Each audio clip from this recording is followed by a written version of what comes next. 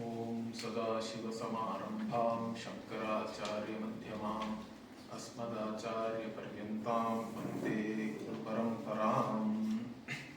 அகர முதல எழுத்தெல்லாம் ஆதிபகவன் முதற்றே உலகு.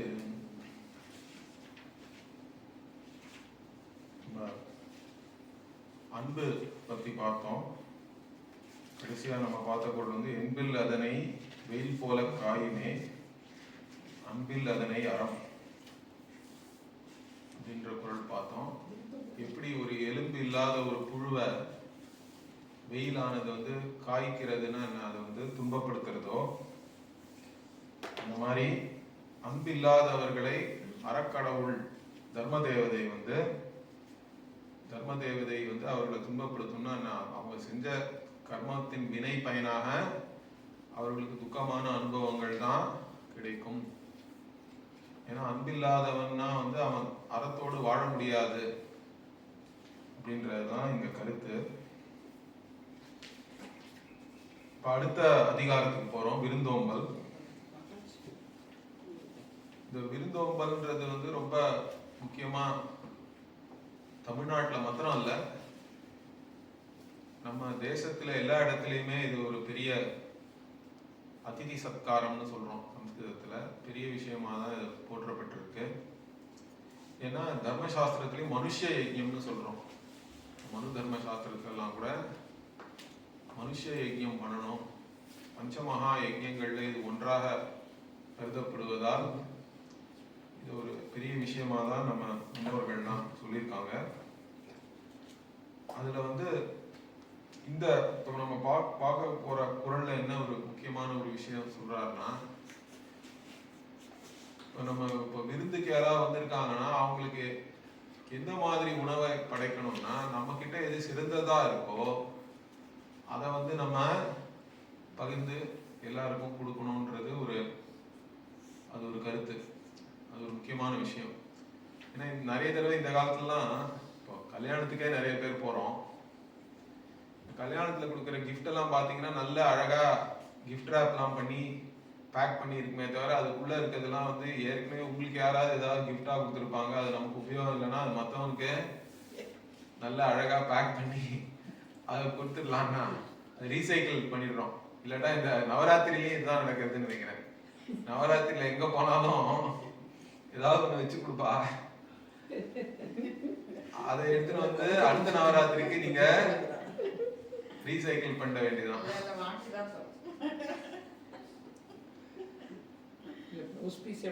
அந்த மாதிரி இல்லாம இதுல வந்து இந்த குரல் பாருங்க, ரொம்ப இன்ட்ரெஸ்டிங்கான குரல் இது. விருந்து புறத்தார் தான் உண்டல் சாவா மருந்தெனினும் வேண்டற் பாற்றென்ற.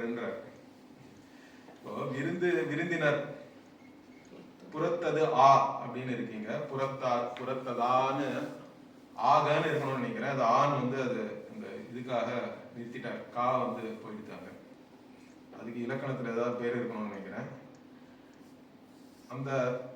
அந்த மாதிரி வெளியில வந்து விருந்தினர் இருக்க, உங்க வீட்டு வாசல்ல விருந்தினர் இருக்காங்க, இல்லாட்டா சாதாரணமா அந்த காலத்துலலாம் நிறைய கட்டு இருக்கும் வீட்டுல, உங்க வீட்டினுடைய முன்பாகத்துல விருந்தினர் இருக்க நீங்க உள்ள உட்காந்து சாப்பிட்டு இருக்கீங்கன்னா அந்த மாதிரி ஒரு நிலைமை வரக்கூடாது. விருந்தினர் இருக்கும் பொழுது நீங்க அவங்களை விட்டுட்டு தனியா நீங்க ஒண்டி போய் உணவு அருந்துதல்ன்றது சரியான அது கலாச்சாரம் இல்லை, சரியான தர்மமும் இல்லை. நீ மாத்திரம் தான் தனியா போய் சாப்பிடுறது உண்டல். அது எப்படின்னா சாவா மருந்துன்ற அமிர்தம்னு சொல்றோம். அமிர்தம்லாம் சாவா மருந்து எனினும், அந்த மாதிரி தனியா சாப்பிடறதுக்கு உனக்கு அமிர்தமே கொடுத்தா கூட நீ போய் அதை தனியா சாப்பிடக்கூடாது. அமிர்தமாக இருந்தாலும் நீ வரவங்களுக்கு பகிர்ந்து முதல்ல விருந்தினருக்கு கொடுத்துட்டு தான் நீ அதை எடுத்துக்கணும் அப்படின்னு. இதுல இருந்து என்ன தெரியுதுன்னா, நமக்கு வந்து ஒரு எதுவுமே ரொம்ப உத்கிருஷ்டமான ஒரு நல்ல விஷயமாக இருந்தாலும் அதையும் நீ வந்து தனியா நான் மாத்திரம்தான் இதை வந்து அனுபவிப்பேன் அப்படின்ற எண்ணம் ஒரு மாதிரி குழந்தைங்களுக்கு அது உண்டானா. ஆனா நம்ம வந்து ஒரு வளர்ந்து விட்டோம், அப்படின்னா ஒரு மனம் பக்குவப்பட்டதுன்னா அது நமக்கு சொல்ல போனா இன்னும் ஆனந்தம் எப்ப வருதுன்னா மற்றவங்களோட பகிர்ந்து ஒரு விஷயத்த நம்ம அனுபவிக்கும் போதுதான் நமக்கு ஆனந்தமானது நிறைய வருது. ஆக்சுவலா அதை புரிஞ்சுக்கணும். பக்குவப்பட்டவர்களுக்கு எப்படி இருக்குன்னா எப்போதுமே தனியா உனக்கு அனுபவிக்கிறதுல ஒரு ஆனந்தமும் இல்லை. மற்றவர்களோட சேர்ந்து ஒரு விஷயத்தை நம்ம அனுபவிச்சோம்னா அதனுடைய ஆனந்தம் இன்னும் பல மடங்கு பெருகுகிறதுன்றதுதான் உண்மை. அது அமிர்தமாக இருந்தாலும் நம்ம எல்லாரோடையும் பகிர்ந்து உண்ணணும். காக்கா இதுக்காக நம்ம சொல்லுவோம். காக்காவிடமிருந்து கற்றுக்கொள்ள வேண்டியது என்னன்னா, அதுக்கு நம்ம சாதம் வச்சாலும் அது காக்கான்னு கூப்பிட்டு எல்லா மற்ற காக்காவெல்லாம் கூப்பிட்டு அது சாப்பிடணும்னு ஒரு சொல்லுவா. உண்மைதான் நினைக்கிறேன், நானும் அதை பார்த்துருக்கேன். அந்த மாதிரி காக்கா காக்கா பார்க்கறதுக்கு என்னமோ சரியா இல்லைனாலும் அந்த காக்கா உடைய நடத்தை நல்லா இருக்கு அப்படின்னு அதை அந்த மாதிரி அதை சொல்றது உண்டு. அதனால ஒரு அருமையான பொருள் எதுவாக இருந்தாலும் அமிர்தமாகவே இருந்தாலும் அந்த பொருளை நம்ம பகிர்ந்து விருந்தினர்களுக்கும் கொடுத்துட்டு தான் நம்ம எடுத்துக்கணும். இந்த கருத்து மகாபாரதத்திலையும் சொல்லியிருக்கு. மகாபாரதத்துல கூட மிருஷ்டம் அஷ்னாதி எஸ்து ஏகா விருதா ஜீவதின்னு. எவன் இந்த மாதிரியான ஒரு மிருஷ்டம்னா அருமையான பொருள்னு அர்த்தம். நல்ல ஏதோ ஒன்று நல்ல சிறப்பான ஒன்றுன்னு வச்சுப்போம். அதை அஷ்னாதினா அவனே ஒருத்தன் சாப்பிட்றான் தனியா. ஏகானா தனியா எது ஒரு சிறந்தது அருமையானதுன்னு நீ நினைச்சுட்டு இருக்கியோ அதை நீ தனியா அனுபவிக்கணும்னு நினைச்சுன்னா என்ன, அவனுடைய வாழ்க்கையே வீண் அப்படின்றது. வீணான வாழ்க்கை தான் விருதா ஜீவத்தின்றான். ஏன்னா உண்மை என்னன்னா அந்த மாதிரி பண்றது ஒரு விதத்துல அதர்மம்ன்றதுனால அது பாபமும் வருது. அது மாத்திரம் இல்ல, ஒரு பக்குவப்பட்டவனாக இருந்தால் பகிர்ந்து அனுபவிச்சாதான் அதுல ஆனந்தமும் நிறையன்றதுனால இது ஒரு முக்கியமான குறள். அடுத்த குறள் பார்ப்போம். இப்போ இந்த விருந்தோம்பல்லையே செல் விருந்தோம்பி வரு விருந்து பார்த்திருப்பான் நல்விருந்து வானத்தவர்க்கு அப்படின்ற. இதுல எவ்வளவு பேருக்கு நான் விருந்து கொடுக்கறது விருந்தோம்பல் பண்றதுன்னா, எவ்வளவு பேர் வந்தாலும் நம்ம வரவேற்று அவங்களுக்கு தேவையானதை பண்றதுதான் விருந்தோம்பல். அந்த மாதிரி ஒருவனை பத்தி இங்க சொல்றார். ஒரு விருந்தினர் விருந்தோம்பல் பண்ணி போயிட்டு இருக்காங்களாம் அவங்க வீட்டை விட்டு. செல்விருந்தோம்பி. ஒரு சில பேருக்கு விருந்து படைத்து அவங்க போயிட்டு இருக்காங்க. இருந்தாலும் அவன் என்ன திருப்பியும் வர விருந்து பார்த்திருப்பான்னா இன்னும் வேற யாராவது வராங்களா? ஏன்னா அந்த காலத்துல எல்லாம் எப்படின்னா, யாராவது இருக்கீங்களா சாப்பிடுறதுக்குன்னு வெளியில கத்தணும்னு சொல்லுவார். சுவாமிஜி கூட கதையெல்லாம் சொல்லுவார். விடா கண்டன் கொடா கண்டன்லாம் கதை சொல்லுவார். அந்த மாதிரி இல்லாம மொத்தம் ரொம்ப கஞ்சனா இருந்தான் ஒரு ஊர்ல. அவன் எப்ப வாசல்ல சொல்றான்றதே தெரியாத மாதிரி இருந்துதான். அந்த காலத்துல எல்லாருமே வாசல்ல யாராவது இருக்கீங்களா சாப்பிடுறதுக்குன்னு கத்தி கூப்பிட்டு அப்புறம் அவளுக்கு நம்ம சாப்பாடு முதல்ல போட்டுட்டு தான் நம்ம சாப்பிடணும்ன்ற ஒரு கலாச்சாரம் நம்ம கிராமத்துல எல்லாம் இருந்தது, அக்ரஹாரத்துல எல்லாம் இருந்தது. இப்ப அந்த மாதிரி யாராவது கூப்பிடும் போது சில பேர் உட்காந்துட்டு இருப்பாங்கன்னு நினைக்கிறேன். அவங்க சரி இவங்க வீட்டுக்கு போலான்னு போய் அவங்க பிக்ஷை அங்கேருந்து எடுத்துப்பாங்க. ஆனா ஒருத்தன் வீட்டுக்கு கொண்டு அந்த ஊர்ல அந்த மாதிரி பிக்ஷை எடுத்து சாப்பிடுற ஒருத்தர் இருந்தார். ஆனா ஒருத்தன் வீட்டுக்கு கொண்டு அவரால் அவன் எப்ப கூப்பிடுறான் எப்ப சாப்பிடுறான்னு அவருக்கு தெரியாம இருந்தான். ஒரு நாள் என்ன நினைச்சானா, சரி முன்னாடியே இப்ப வீட்டுல நின்றுவோம், வேற எங்கேயும் நம்ம போவான்டான். அவன் வந்த உடனே உள்ள போயிடணும் அப்படின்னு அவனும் கதவை தட்டு யார் இருக்கீங்க அப்படின்னு அவன் சொல்றதுக்குள்ள புடிச்சாரு, நான் இருக்கேன் இன்னைக்கு அப்படின்னு. அவன் உள்ள போயிட்டு ஆனா வந்து அவன் வந்து ரெடியாவே இல்லை. அவங்களுக்கு வந்து அவனும் அவன் மனைவி வந்து அவங்க 2 பேரும் கொண்டுதான் சமைச்சு வச்சிருக்காங்க. அதனால அவனுக்கு கொடுக்கணும்னே இல்லை. ஆனா வேற வழி இல்லை. இப்ப இவர் வந்து உள்ள வந்துட்டார். சோ அவன் வந்து அதான் கொடாக்கண்டன். அவன் வந்து கொடுக்காம இருக்கணும்னு நினைச்சாலும் இவன் வந்து விடாம அவன் வீட்டுக்குள்ள போயிட்டானா. அந்த மாதிரி இல்லாம இது வந்து யார் வராங்கன்னு அப்ப கூட ஏற்கனவே விருந்தினர்கள் வந்து போகும்போது கூட வேற யாராவது வராங்களான்னு பார்த்துட்டு இருந்தான்னா ஒருத்தன், அது வந்து பெரிய அறம் அப்படின்னு சொல்றாரு. அது ஒரு பெரிய தர்ம காரியம். அந்த மாதிரி இருக்கிறவனுடைய நிலைமை என்னன்னா, நல்விருந்து வானத்தவருக்குன்ற வானத்தவருக்கு இவன் வந்து விருந்தினனாக நல்ல விருந்தினனாக ஆகிவிடுவான். அப்படின்னா என்ன, உன்னை வரவேற்கிறதுக்காக தேவர்கள்லாம் இப்ப வந்து வெயிட் பண்ணிட்டு இருக்காங்க உன்னை விருந்தினனா வரவேற்கிறதுக்கு. அந்த மாதிரி உனக்கு அது பெரிய புண்ணியம். இந்த மாதிரி விருந்தோம்பல் செய்யறவங்க வந்து செய்யறது ரொம்பவும் புண்ணியம்னு அதோட அழகா அவர் சொல்றார். நல்விருந்து வானத்தவருக்கு. அப்புறம் இணை துணை என்பது ஒன்றில்லை, விருந்தின் துணை துணை வேள்வி பயன். இங்க வந்து வேள்வினே சொல்றார். விருந்த வந்து வள்ளுவர் வந்து வேள்வி பயன்னு சொல்றாரு. இப்ப விருந்து கொடுத்தா அது ஒரு வேள்வி தான், அது ஒரு யஜ்ஞம் தான். இப்ப அதனுடைய பயன் என்ன, கர்ம பலன் என்ன அப்படின்னா அது வந்து இன்னதுன்னு சொல்ல முடியாது. ஒரு விருந்தோம்பல் நம்ம பண்ணி அதுவே ஒரு வேள்வினா, ஏன் இதை வேள்வின்னு சொல்றாருன்னா அதான் அந்த பஞ்சமகா பரிமேலழகர் இந்த இடத்துல என்ன சொல்றாருன்னா, இந்த பஞ்சமகா யஜ்ஞத்துல ஒரு யஜ்ஞம் வந்து மனுஷ யஜ்ஞம். அதனாலதான் வந்து இங்க திருவள்ளுவரும் வந்து விருந்தோம்பலையே வேள்வின்ற வார்த்தையை வச்சு குறிப்பிடுறார் அப்படின்னு பரிமேலழகர் வந்து அங்க சொல்லியிருக்காரு அழகா. அதனால அந்த மாதிரி இந்த வேள்வியா ஒருத்தன் வந்து விருந்து பண்ணினா அதுக்கு என்ன பயன் அப்படின்னா அது இன்னதுன்னு சொல்ல முடியாது, ஒன்றில்லை அப்படின்ட்டார். ஆனா அப்ப அதுக்கு பயன் தான் என்னன்னா, நீங்க யாருக்கு விருந்து கொடுத்தீர்களோ அதை பொறுத்து அந்த பயன் இருக்கின்றார். சில சமயம் வந்து நம்ம கொடுத்தது சின்ன விஷயமா இருந்தாலும் அதனுடைய பயன் வந்து ரொம்ப பெருசா இருக்கும். இப்ப வந்து ஆதிசங்கரர் கதையை எடுத்துப்போம்.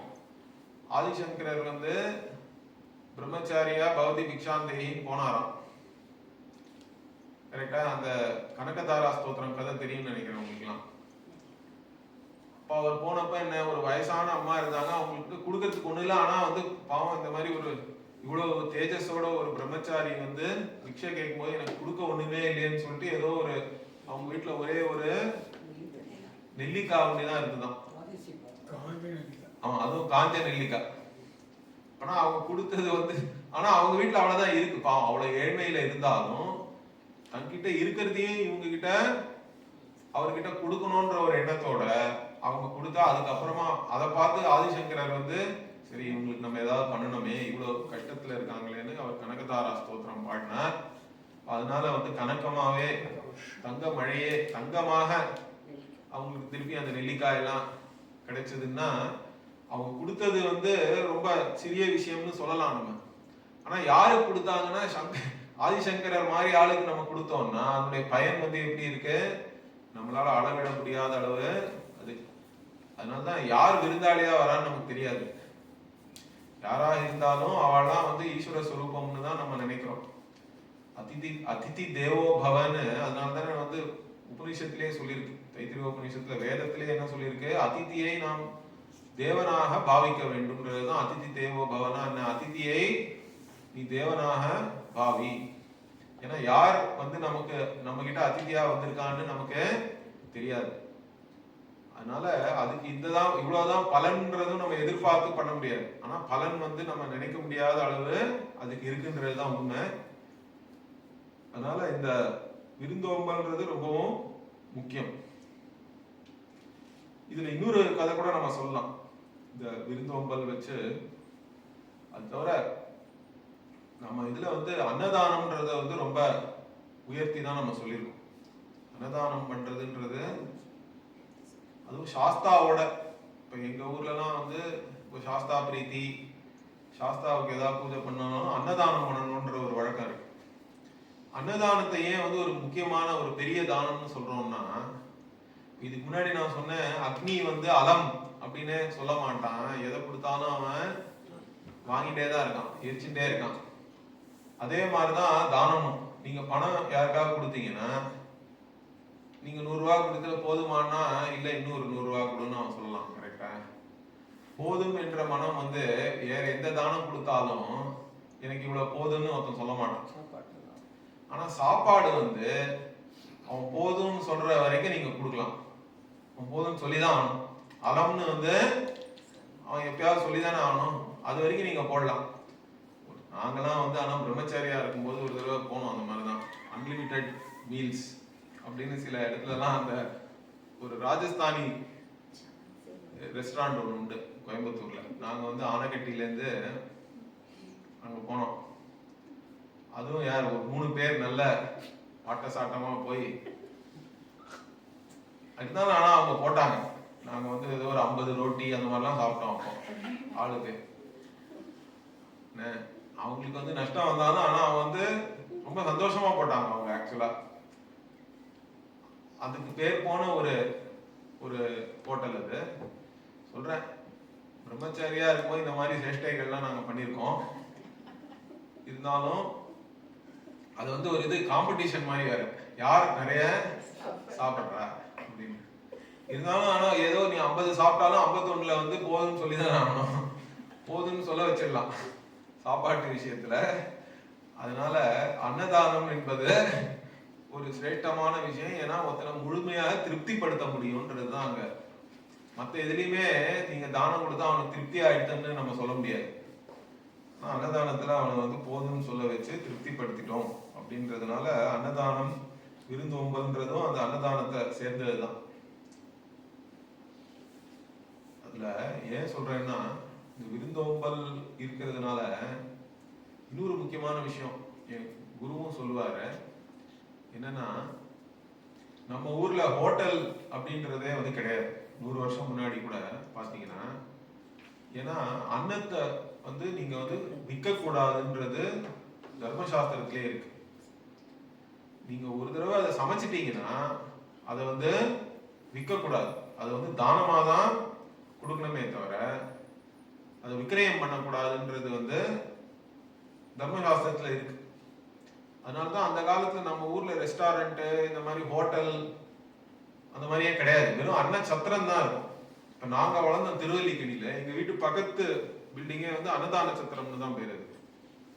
இந்த அன்னதான சத்திரத்துல வந்து இன்னும் கூட நான் நினைக்கிறேன் டெய்லியே அங்க யாருக்கோ அன்னதானம் எல்லாம் பண்ணிட்டு இருக்காங்க. 50 பேர் 100 பேர் அந்த மாதிரி வந்து அங்க சாப்பிடுவாங்க ஏழைகள்லாம். அந்த மாதிரி சத்திரங்கள் இப்போ யாரோ வந்து ரிசர்ச்சே பண்ணிருக்காங்க. தமிழ்நாட்டுல இருந்து அந்த காலத்துல காசி யாத்திரைக்கு போனாங்க. எப்படி போனாங்க? நடந்துதானே போனாங்க. அப்போ ஒரு நாளைக்கு நீங்க எவ்வளவு நடக்க முடியும்? உங்க சாமான இதெல்லாம் வச்சுட்டு 10 கிலோமீட்டர் 20 கிலோமீட்டருக்கு மேல நடக்க முடியாது. ஒரு நாளைக்கு அவ்வளவுதான் நீங்க நடக்க முடியும். ஆவரேஜா பாத்தீங்கன்னா 10 கிலோமீட்டர் நடக்கலாம், 20 கிலோமீட்டர் நடக்கலாம். அந்த மாதிரி ஒருத்தர் வந்து போய் பார்த்தா இன்னும் கூட பாத்தீங்கன்னா அந்த காசி யாத்திரை போற பாதையில 10 கிலோமீட்டருக்கு ஒரு இடத்துல ஒரு சத்திரம் இருக்கு. அந்த மாதிரி வந்து கட்டி அங்க வந்து அந்த யாத்திரை போறவங்களுக்குன்னு சாப்பாடு போடுறதுக்காக ஏற்பாடு பண்ணி வச்சிருந்தாங்க அந்த காலத்துல. அதனால அந்த அன்னம் என்பது நீங்க எங்கேயும் போய் அன்னத்துக்காக கஷ்டப்பட்டாங்கன்றதே கிடையாது. எப்பொழுதுமே நம்ம ஊர்ல வந்து எப்போதுமே சாப்பாடுக்கு யாரும் கஷ்டப்படக்கூடாது. அன்னம் பகுகுர்வீத தத் விரதம்னு தைத்திரோபனிஷத் கூட சொல்றது. அன்னமானது வந்து எப்பொழுதுமே நிறைய நம்ம உற்பத்தி பண்ணணும். அதுவே ஒரு விரதமாக எடுத்துட்டு உற்பத்தி பண்ணணும்ன்றது. அன்னம்னா பரிச்சக்ஷீத தத் விரதமும் இருக்கு. அன்னத்தை வந்து நம்ம வேஸ்ட் பண்ணக்கூடாது அதுவும் இருக்கு. அன்னத்தை நிறைய நம்ம உற்பத்தி பண்ணணும் இந்த மாதிரிலாம். அதுக்கப்புறம் ஆனா அது வந்து சமைக்காத வரைக்கும் தான் நீங்க விற்கலாம். வைசியனானவனு கூட அவங்க விக்கிரயம் பண்றது வந்து சமைக்காத உணவு வகைகள் அதெல்லாம் வந்து விற்கலாம். ஆனா சமைச்சிட்டா அதை வந்து தானமா தான் கொடுக்கணும்ன்றது இருந்ததுனால இது மாத்திரம் இல்லாம நம்ம என்ன சொல்றோம்னா இஷ்டா பூர்த்தம்னு ரெண்டு விதமா சொல்றோம் கர்மங்களே. அறம்னு சொல்லும் பொழுது வேள்வின்னு சொல்றோம். வேள்வினா வெறும்னா வந்து வைதிக கர்மா தான் வேள்வின்னு இல்லை, இல்லாட்டா பூஜை இந்த மாதிரி விஷயங்கள் தான் இல்லை, அதெல்லாம் இஷ்டின்னு சொல்றோம். இஷ்டம்னா வந்து பூஜை மாதிரியான நம்ம வந்து பகவான அர்ச்சனை பண்றது, யாகம் பண்றது. ஆனா அது தவிர பூர்த்த கர்மான்னு ஒண்ணு இருக்கு. இஷ்ட கர்மா, பூர்த்த கர்மான்னு சொல்றோம். இந்த பூர்த்த கர்மானா என்னது? இந்த மாதிரி மத்தவங்களுக்காக நம்ம பண்ற சேவை இருக்குல்ல, சமூகத்திற்கு பண்ற சேவையை தான் வந்து பூர்த்த கர்மா. அதுவும் வந்து இந்த புண்ணியம் சம்பாதிக்கிறதுக்கு ரொம்பவும் முக்கியம். அந்த மாதிரி கர்மங்கள் எல்லாமும் பல வகையான கர்மா எல்லாம் சொல்லியிருக்கு. அதுக்கு ஒரு வரிசை கூட இருக்கு. பூர்த்த கர்மானா வாபி கூப தடாகாதி தேவதாயத்தானிச்ச அன்னப்பிரதானம் ஆறாமாக பூர்த்த நித்திய அபிதீயத்தை அப்படின்னு. வாபி கூப தடாகாதி என்னது? குளம் குட்டையெல்லாம் வெட்டுறது, கிணறு குளம் பொதுவா இருக்கிற கிணறு சொல்றேன், குட்டை அது மாதிரிலாம் அப்பப்போ அதை தூர்வாரி வச்சுனாதானே வந்து தண்ணி சுரக்கும், அப்புறம் தண்ணி அதனால வச்சுக்க முடியும், தக்க வச்சுக்க முடியும். அது ஒரு பெரிய வேலை. இப்போ யார் அதை பண்ணுவான்னா, இந்த காலத்துல என்ன ஆயிடுச்சுன்னா எல்லாமே அரசாங்கம் பண்ணணும்னு எவனும் பண்றதே கிடையாது. அந்த காலத்துலாம் வந்து நம்மளுடைய கிராமங்கள்லாம் ஏன் செழிப்பா இருந்ததுன்னா அது அரச நம்பி யாருமே இல்லை. அந்தந்த ஊர்க்காரங்களே தங்களுக்கு தேவையானதை பொதுவா சேர்ந்து பண்ணிட்டாங்க. இதுல மகாபெரியவர் கூட வந்து என்ன சொல்றாருன்னா, தெய்வத்தின் குரல் படிச்சீங்கன்னா பிராமணன் கூட போய் இந்த மாதிரி பூர்த்த கர்மா எல்லாம் பண்ணணுன்றார். இப்ப கிணறு இந்த குளத்தை வந்து சுத்தம் பண்ணணும், தூர்வாரணும்னா அதுல போய் உன்னுடைய சரீரத்தை வச்சு நீ வந்து வேலை பண்ணு, யாரா இருந்தாலும் அந்த மாதிரி வேலையெல்லாம் பங்கு எடுத்துக்கணும். ஏன்னா இல்லாட்டா இந்த காலத்தை வாய்க்கால், இந்த காலத்துல இன்னும் மோசம் என்னன்னா அது எல்லாத்தையும் குப்பையை கொட்டி வீடு கட்டிடுறாங்க. அதை சுத்தம் பண்றானோ இல்லையோ அந்த மாதிரி எல்லாம் பண்ணா வந்து எப்படி வந்து பூமியில வாழறதுன்னு எனக்கு தெரியல. ஆனா அந்த மாதிரி எல்லாம் நடக்குது. ஆனா அந்த காலத்துல வந்து இந்த பூர்த்த கர்மா பண்றதுன்றது எல்லாரும் சேர்ந்து ஒரு ஒத்துமையா பண்ணணும். ஊருக்காக வரும் பொழுது இந்த வாபி கூப்ப தடாகாதி, அப்புறம் தேவதாயத்தனானினா கோயில் சம்பந்தப்பட்ட வேலை. அதுலயும் வந்து இப்போ திருநாவுக்கரசர்லாம் என்ன சொல்றாரு, அவர் எதுக்கு வந்து ரொம்ப பிரபலம்னா இந்த மாதிரி நம்ம உழவார பணிகள்லாம் சொல்றோம் இப்போ கரெக்டா, அதெல்லாம் வந்து அவர் எப்பொழுதுமே கோயில்கள் எல்லாம் சுத்தமா வச்சுக்கணுன்றதுனால தான் அவர் வந்து ஒரு தொடப்பத்தோடைய அவர் இருக்கிற மாதிரிலாம் நம்ம பார்க்குறோம் அவருடைய சித்திரம்லாம். அந்த மாதிரி பொது காரியங்கள்ல சேவை செய்யணும் அப்படின்றது ஒரு முக்கியமான ஒரு இது நம்ம சமூகத்துல இருந்திருக்கு எப்பொழுதுமே. அதுல வந்து அன்னப்பிரதானம்ன்றதும் முக்கியம். அன்னதானம் பண்ணணும். ஆறாமாகனா இந்த மாதிரி சத்திரம் எல்லாம் கட்டி யாராவது தங்கறதுக்கு வசதி பண்ணி வைக்கிறது அங்கங்க. இந்த மாதிரி விஷயங்கள்லாம் நம்ம ஊர்ல இருந்ததுனாலதான் இந்த பணம் கொடுத்து ஹோட்டல்ல போய் சாப்பிடுறதுன்ற அந்த கான்செப்ட் வந்து இப்பதான் இருக்கு. 50 வருஷம் 100 வருஷமா தான் இருக்கே தவிர அதுக்கு முன்னாடி எல்லாம் அந்த மாதிரி கிடையாது. அது இல்லாமலே ஆனா எல்லா விதமான யாத்திரைகள் எல்லாமும் இங்க நடந்துட்டு இருந்ததுன்றது பெரிய விஷயம். காசியில இருந்து ராமேஸ்வரம் வந்து எல்லாருமே போயிருக்காங்க, அங்கேருந்து இங்க வந்திருக்காங்க, இங்கேருந்து அங்க போயிருக்காங்க. இந்த யாத்திரைன்றது சாதாரண விஷயம் இல்லை.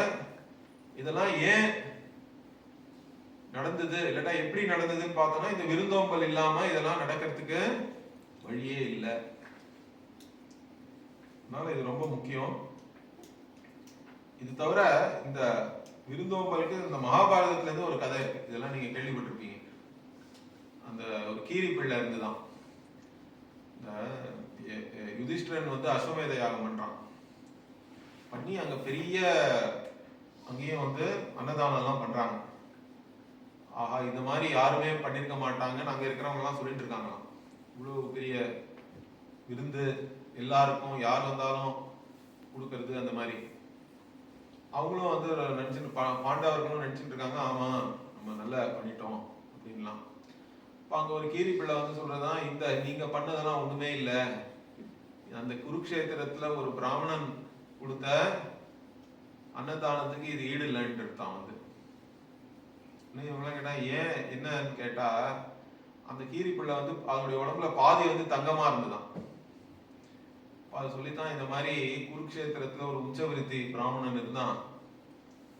அந்த பிராமணன் வந்து உச்சவிருத்தினா அவங்க வந்து போய் டெய்லி பிக்ஷையெல்லாம் எடுத்து அதுல என்ன கிடைக்கிறதோ அதை வச்சுதான் அவங்க ஜீவனம் பண்ணிட்டு இருந்தாங்க. ஆனா அப்போ வந்து என்ன ஆயிடுது, ஏதோ ஒரு பஞ்சம் எல்லாம் வந்துடுது, துர்பிக்ஷம் ஆயிடுது ஊர்ல, ஒண்ணுமே அவங்களுக்கு ரொம்ப நாளா கிடைக்கல. ஸோ அவர் வந்து அவருடைய மனைவி, பிள்ளை, அப்புறம் மாட்டு பொண்ணு 4 பேர் இருக்காங்க அவங்க வீட்டுல. எல்லாருக்கும் ஆனா ஏதோ ஒரு நாள் அவங்களுக்கு கொஞ்சோண்டு மாவு ஒண்டி கிடைக்கிறது, கோதுமை மாவு. சரி இதையாவது வச்சு இன்னைக்கு ஏதாவது சாப்பிடுவோம்னு பார்த்தா அப்ப கரெக்டா ஒரு விருந்தினர் வந்துட்டார். அப்ப அந்த பிராமணர் என்ன பண்ணாரு, சரி தன்னுடைய பங்கையாவது அவர் கொடுத்துருவோம்னு சொல்லிட்டு நான் சாப்பிடலனாலும் பரவாயில்லன்னு கொடுத்தாராம். அவர் அதை சாப்பிட்டு இன்னும் எனக்கு பசிக்கிறதுன்னாராம். அப்போ அவருடைய மனைவியும் கொடுத்தாங்களாம், அப்பவும் அவருக்கு பசி அடைக்கலையா. அவருடைய பிள்ளையும் கொடுத்தாராம், அப்பவும் பசி அடைக்கலன்னா அவருடைய மாட்டு பொண்ணும் கொடுக்குறேன்ட்டான். 4 பேரும் வந்து தங்கிக்கிட்ட இருந்த அந்த ஏதோ ரொம்ப நாள் கழிச்சு கிடைச்சது அதையும் வந்து அவங்க வந்து விருந்தினர் வந்தாருன்றதுக்காக கொடுக்கறதுக்கு தயங்காம கொடுத்தாங்க. கொடுத்துட்டு அவர் போய் கையெழும்பும் பொழுது அந்த கீரிப்பிள்ளை அங்க வந்துதான். அப்ப அதுல இருந்து கொஞ்சம் மாவும் அந்த தண்ணியும் அது மேல பட்டுதான். பட்டா அந்த ஒரு பகுதி வந்து தங்கமாயிட்டான் அதனுடைய உடம்புல. அப்போ அந்த சாப்பிட வந்தவர் வந்து இல்ல நான் தான் தர்ம தேவதை அப்படின்னு தன்னுடைய உண்மையான உருவத்தை காட்டி, இந்த மாதிரி நீங்க பண்ண இந்த தானமானது ரொம்பவும் சிறந்தது, இதனால உங்களுக்கு நீங்க சொர்க்கத்துக்கு போக போறீங்க, உங்களுக்கும் நீங்க இவ்வளவு கஷ்டத்துல இருந்தாலும் வந்தவங்களுக்கு கொடுக்கணும்ன்ற அந்த எண்ணமானது ரொம்பவும் பெரிய விஷயம்னு இந்த தர்ம தேவதையே வந்து அவளை சொர்க்கத்துக்கு அனுப்பிச்சு வச்சதுன்ற மாதிரி ஒரு கதை. அந்த மாதிரி ஆனா இங்க நடக்கல. ஏன்னா நான் இங்க வந்து புரண்டு பார்த்தேன், இங்க கையெழும்புற இடத்தெல்லாம் போய் நின்று பார்த்தேன், ஆனா எனக்கு ஒண்ணுமே ஆகலைன்னு இருக்காது. அதனால வந்து நீங்க பண்ணது வந்து அந்த அளவுக்கு அவ்வளவு பெரிய விஷயம் இல்லை அப்படின்னு இது ஒரு கதை இருக்கு, மகாபாரதத்திலேயே இருக்கு இந்த கதை. ஏன் சொல்றேன்னா இந்த மாதிரி பல கதைகள் நம்ம வந்து இந்த அன்னதானம், விருந்தோம்பல் இதெல்லாம் ரொம்ப முக்கியமா சொல்லப்பட்டிருக்கு. இது இன்னும் நடைமுறையிலேயே இருக்கு சில ஊர்கள் எல்லாம். கேரளால கூட ஒரு கோயில் இருக்கு, இந்த கோயில் எனக்கு மறந்து போச்சு. அங்க டெய்லியே வந்து அந்த நடை சாத்திரத்துக்கு முன்னாடி கூட, கோயில் சாத்திரத்துக்கு முன்னாடி யாராவது இருக்கீங்களா பசிக்கிறதான்னு கேட்டு அவளுக்கு சாப்பாடுலாம் போட்டுட்டு தான் அவ கோயிலையே மூடுறா. அந்த மாதிரிலாமும் இருக்கு, கோயிலையும் பண்றது உண்டு, அவ வீட்லயும் ஆனா இந்த மாதிரி பண்ணோன்ற ஒரு அது அந்த மரபு இருந்தது. சரி, இது வந்து விருந்தோம்பல் பார்த்துட்டோம். இப்ப அடுத்தது வந்து என்ன, இனிய விஷயங்கள், இன்சொல்களை சொல்றத பத்தி. இது ஏன் முக்கியம்னா, சாதாரணமா நம்ம வந்து சத்தியம் வத அப்படின்றது இருக்கு தர்மசாஸ்திரத்துல, உண்மையை நீ பேசு, உண்மையே பேசுன்னு இருக்கு. ஆனா விவகாரத்துல வந்து எப்போதும் உண்மையே பேசினா அது மற்றவங்களுக்கு பிடிக்கிறது இல்லை. அது உண்மையை சொல்றேன்னு சொல்லிட்டு சில பேர் வந்து எப்படி சொல்றாங்கன்னா, அதை வந்து வேற யாரும் கேட்க முடியாத அளவுக்கு அந்த மாதிரி ஒரு கடினமாகவும் நம்ம சொல்லக்கூடாதுன்றது இருக்கு. உண்மைன்றதுக்காக நீ அதை எப்படி வேணா சொல்லலாம், எப்போ வேணா சொல்லலான்னு நம்ம அதை எடுத்துக்கூடாது. சில சமயம் உண்மையா இருந்தாலும் எதுவுமே சொல்லாம இருக்கிறது நல்லது, அதுவும் ஒருத்தனுக்கு தெரிஞ்சிருக்கணும். அதனால்தான் தர்மசாஸ்திரத்துல, இப்ப மனு தர்மசாஸ்திரத்துலாம் கூட என்ன சொல்றது, சத்தியம் வத, பிரியம் வத, ஹிதம் வதன்னு சொல்றது. சத்தியமாக இருந்தாலும் அதை வந்து பிரியமா சொல்லணும், இனிமையாக சொல்லணும். அது தவிர இனிமையா இருக்கின்றதுக்காக சும்மானா வந்து புகழறது, அந்த பிளாட்டரின்னு சொல்றோம் இங்கிலீஷ்ல, சும்மா யாரையாவது ஏத்தி விடுறது, புகழறது, தன்னுடைய சுயநலத்துக்காக எப்போதுமே உண்மை இல்லாத விஷயங்கள்லாமும் இனிமையாகவும் பேசலாம், அதுவும் சரியில்லை. அதனால நீங்க சொல்றது உண்மையா இருக்கணும், அதை இனிமையா சொல்லணும், அதனால ஒருத்தருக்கு நல்லதே ஏற்படணும். ஹிதம் வதன்னு சொல்றோம். இப்ப இதேதான் இங்க அழகா வள்ளுவர் சொல்லியிருக்கார். அல்லவை தேய அறம் பெருகும் நல்லவை நாடி இனிய சொல்லின்றார். இப்போ இனிமையாக சொல்றது, இனிய சொல்லினா இனிமையாக ஒண்ணு சொல்லணும், அது மாத்திரம் சொல்லல. ஆனா நல்லவை நாடின்றார். அப்படின்னா என்ன? நீ இனிமையாக சொல்றது ஒருத்தனுக்கு நன்மையை பயக்க வேண்டும், ஹிதமானதாக இருக்கணும், நல்ல விஷயத்தை நீ சொல்லணும், யாருக்கும் ஒரு கேடு இல்லாமல் நல்ல விஷயத்த இனிமையாக நீ சொன்னா அப்ப என்னது? அது அல்லவை தேனா உன்னுடைய பாபங்கள்லாம் அதனால கழிந்து தேய்ந்து அழிந்து அறம் பெருகும்னா உனக்கு புண்ணியம் ஆனது தர்மமானது பெருகும். அதனால இந்த இனிமையா பேசுறதுன்றது ஒரு முக்கியமான விஷயம்.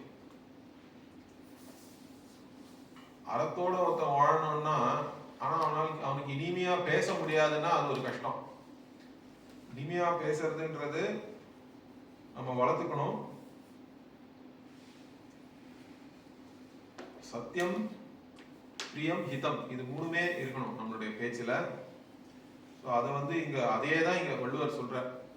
இதுல மத்த இன்னும் பிரபலமான குறள்கள் எல்லாமும் இருக்கு. இனிய உலகாக இன்னாத கூறல் கனி இருப்ப காய் கவர்ந்தற்றேன்னு அது ஒரு ஓமையோடையும் சொல்றாருங்க. ஆனா இந்த ஒரு இது இதுல எல்லாமே வருதுன்றதுனால இது ஒரு முக்கியமான ஒரு குறளா இங்க நான் அதை எடுத்துட்டேன். அப்புறம் அடுத்தது நம்ம அடுத்த அதிகாரத்துக்கு இப்ப போறோம். இதுல ரொம்பவும் இதுவும் ஒரு இன்ட்ரெஸ்டிங்கான குறள். எழுமை எழுபிறப்பும் உள்ளுவர் தங்கண் விழுமன் துடைத்தவர் நட்பு. இப்போ ஒருத்தர் நமக்கு நல்லது செய்யறாங்க, நம்ம ஏதோ ஒரு கஷ்டத்துல இருக்கோம், ஒரு அபாயத்திலேயே இருக்கோம் வச்சுங்க. அதுல நேரம் பார்த்து ஒருவர் நமக்கு உதவி செய்யறாங்கன்னா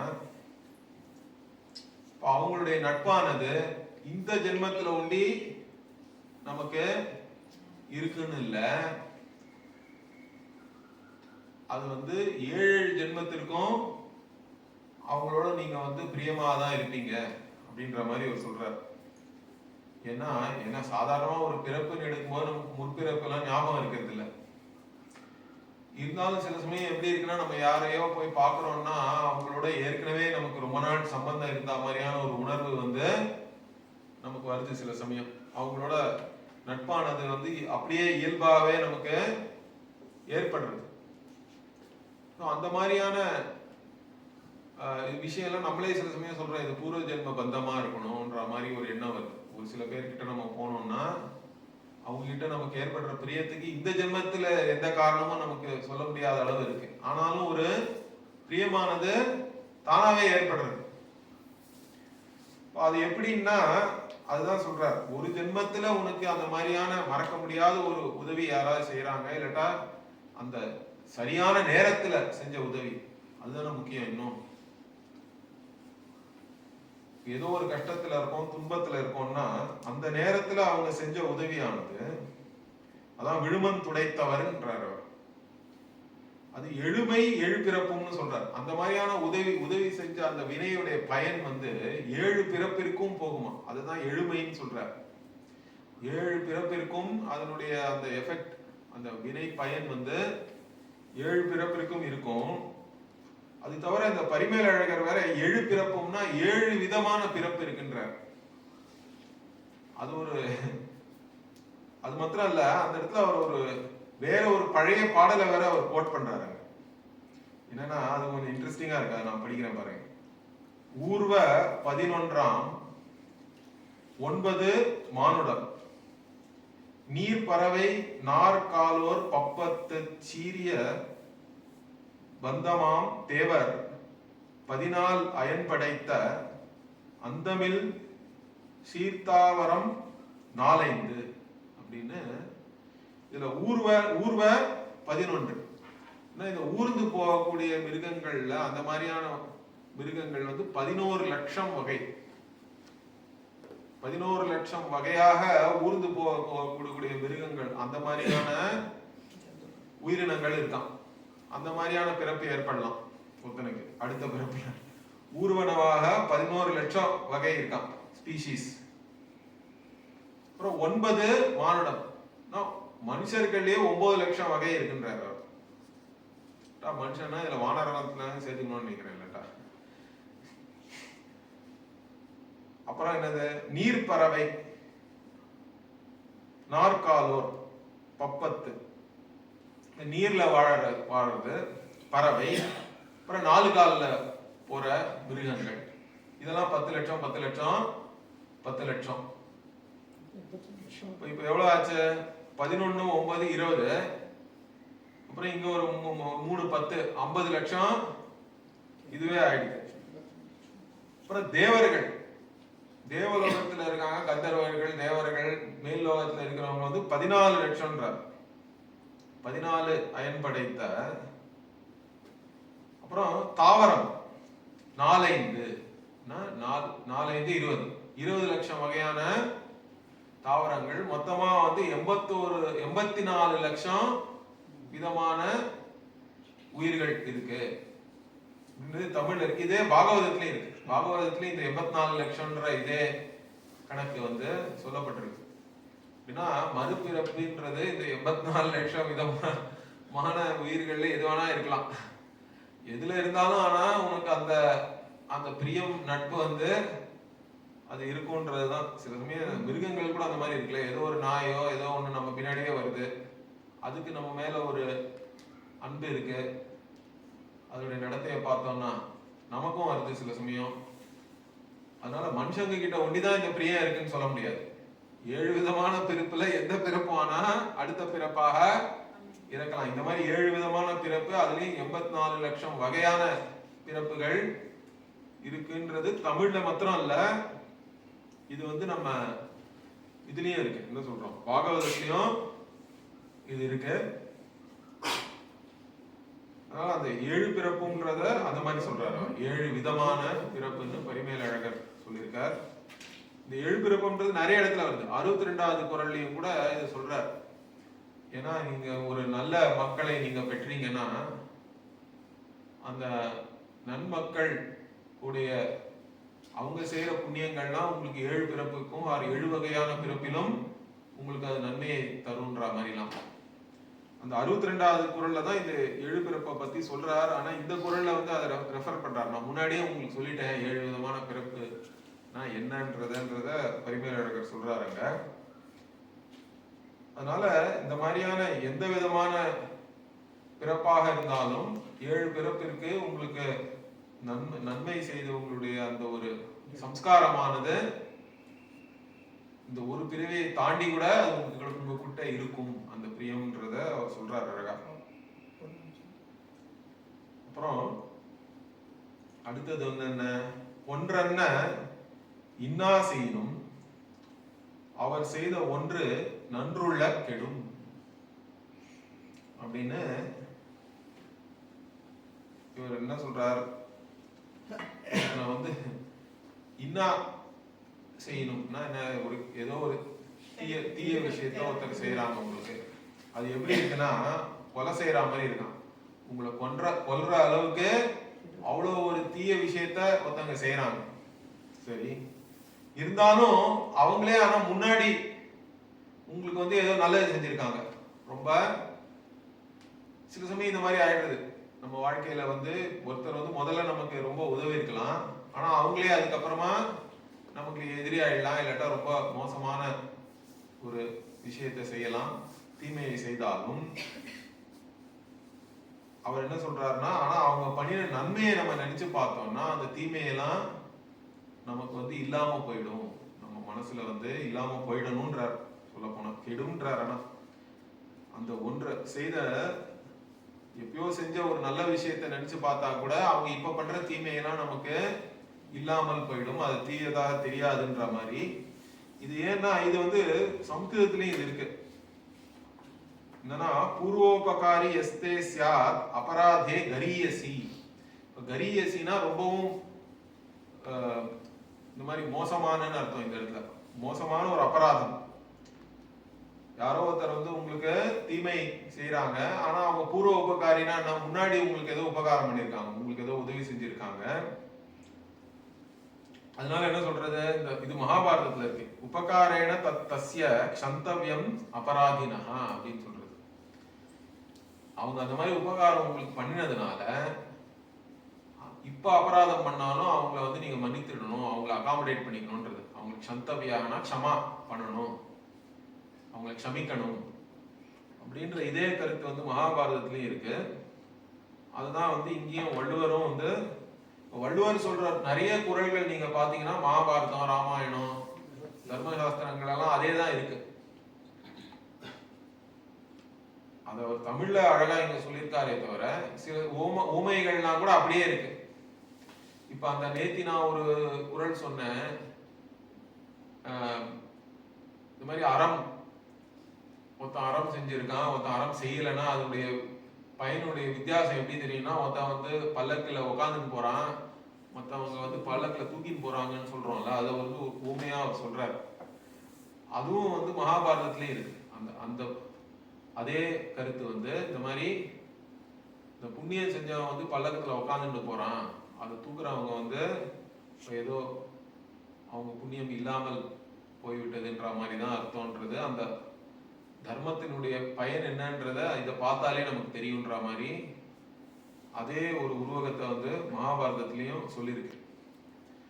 இந்த மாதிரி குறள்ல சொல்லியிருக்கிறதெல்லாம் நம்ம இந்த மாதிரி ஆக்சுவலா போய் பார்த்தோம்னா இதே மாதிரி கருத்து வந்து உங்களுக்கு நம்ம இதிகாசங்கள்லயும் புராணங்கள்லயும் இருக்கு, தர்மசாஸ்திரத்திலயும் இருக்கு. சரி, இப்ப இன்னைக்கு ஓகே, ஒரே ஒரு குறள் இருக்கு, அதையும் நம்ம முடிச்சிருவோம். இப்போ என்னன்றி கொன்றாருக்கும் உய்வுண்டாம், உய்வில்லை செய்நன்றி கொன்ற மகருக்குன்னு சொல்றோம். இப்ப நன்றி மறப்பது வந்து சரியல்ல. அதே மாதிரி யாரிடம் நம்ம நன்றியோட இருக்கணுமோ அங்க நன்றி இல்லாம நம்ம ஏதாவது தீயது செஞ்சோம்னா அதுக்கு பரிகாரமே இல்லை. மத்த நீ என்னதான் தப்பு பண்ணினாலும் நம்ம தர்மசாஸ்திரத்துல அதுக்காக பரிகாரங்கள்லாம் சொல்லியிருக்காங்க. பிராயசித்தன்னு ஒரு காண்டா இருக்கு. இப்போ வந்து தர்மசூத்திரம்லாம் இருக்கு, நமக்கு கிரகிய சூத்திரம் சொல்றோம், தர்மசூத்திரம்னு சொல்றோம், ஆபஸ்தம்ப சூத்திரம், மாதிரி விதவிதமான சூத்திரம் இருக்கு ஒவ்வொருத்தருக்கும். எந்த வேத சாக்காவோ உங்களுக்கு அதுக்கு ஏற்றபடி சூத்திரம் இருக்கு. அந்தந்த சூத்திரக்காரர் வந்து நீங்க என்னெல்லாம் மாதிரியான தப்புலாம் பண்ணிருக்கீங்களோ அதுக்கு என்னெல்லாம் பரிகாரம் பண்ணோன்றத சொல்றாங்க. ஆனா ஒரு விஷயத்துக்கு பரிகாரமே இல்லையா, என்னன்னா இந்த மாதிரி நன்றி இல்லாம ஒருத்தன் ஏதாவது செஞ்சா, நன்றி மறந்தால் அதுக்கு வந்து பரிகாரம் இல்லைன்றது இங்க திருவள்ளுவர் சொல்றார். ஆனா இதேதான் லக்ஷ்மணனும் சொல்றான். ஏன்னா இந்த ராமாயணத்துல வாலிய வந்து ராமர் கொண்டுடுறார், அதுக்கப்புறம் சுக்ரீவனை வந்து பட்டாபிஷேகம் எல்லாம் பண்ணி ராஜா வாக்கிடுறார் மாணவர்களுக்கு. அதுக்கப்புறம் சுக்ரீவன் வந்து ராமருக்கு ஹெல்ப் பண்ணணும் சீதையை கண்டுபிடிக்கிறதுக்கா, அவன் அதெல்லாம் ஒண்ணும் பண்ணாம அவன் ஜாலியா இருக்கான். அவன் வந்து ஒண்ணும் பண்ணாம அவன் வந்து திருப்பியும் அவனுடைய பேலஸ்ல போய் மாளிகையில அவன் வந்து இருக்கான் சந்தோஷமா. அப்போ லக்ஷ்மணன் அனுப்புறாரு ராமர். லக்ஷ்மணனுக்கு கோவம் வந்துடுறது. அவன் போனா அவன் நேரம் அவர் அந்தபுரத்துக்கே போயிடுறாரு. போயிட்டு அவனை கண்ணா பின்னான்னு வந்து இந்த மாதிரிலாம் நீ இருந்தா என்னது சரியில்லை அப்படின்னு சொல்லிட்டு அதுல ஒரு ஸ்லோகம் என்ன சொல்றாருன்னா, கோக்னேச்ச ஏவ சுராபேச்ச சௌரே பக்ன விரதே ததா. அப்படின்னா கோவதம் செய்தவன், கோவை கொன்றவனுக்கும் வந்து பிராயசித்தம் இருக்கு. அதே மாதிரி சுறாபானம் குடிச்சவன், மது அறிந்தனாலும் உனக்கு வந்து பிராயசித்தம் இருக்கு. திருடினா கூட இருக்கு. சௌரே பக்ன விரத்தேனா நீ ஏதோ ஒரு விரதம் பண்றேன்னு எடுத்துட்டு அப்புறம் அதை பண்ணாம விட்டுட்டா கூட அதுக்கெல்லாம் வந்து பிராயசித்தம் இருக்கு. ஆனா வந்து என்ன சொல்றார், நிஷ்கிருதிர் விஹிதா சத்பிஹி கிருதக்னே. எவன் வந்து கிருதக்னாக இருக்கிறானோ, கிருதக்னா ஏற்கனவே உங்களுக்கு உதவி செய்தவர்கள் யாரிடம் நீங்க நன்றியோட இருக்கணுமோ அவங்கிட்ட வந்து நன்றி இல்லாம நீங்க இருந்தீங்கன்னா அவனுக்கு என்னது ந அஸ்தி நிஷ்கிருதிஹி. மற்றதுக்கெல்லாம் நிஷ்கிருதி இருக்கின்றார். நிஷ்கிருதி வீதாகனா இந்த மாதிரி முன்னாடி சொன்ன அந்த 4 விதமான பாபங்களுக்கெல்லாம் கூட பிராயசித்தம் இருக்கு. ஆனா இந்த கிருத்தக்ஞனான ஒருத்தனுக்கு பிராயசித்தம்ன்றதே கிடையாது. அதனால நீ முதல்ல வந்து உன் வேலையை கவனின்னு திட்டுறாரு வந்து லக்ஷ்மணர் அழகா. அது வந்து ராமாயணத்திலேயே இருக்கு. அதே கருத்து தான் இங்க வந்து என்னன்றி கொன்றார்க்கும் உய்வுண்டாம், உய்வில்லை செய்நன்றி கொன்ற மகருக்குன்னு திருவள்ளுவர் சொல்றார். ஸோ இது மற்றதெல்லாம் நம்ம அடுத்த வகுப்புல பார்ப்போம். ஓம் பூர்ணமத பூர்ணமிதம் பூர்ணாத் பூர்ணமுதச்யதே பூர்ணஸ்ய பூர்ணமாதாய பூர்ணமேவாவசிஷ்யதே. ஓம் சாந்தி சாந்தி சாந்தி. ஹரி ஓம் ஸ்ரீ குருभ्यो நமः. ஹரி ஓம்.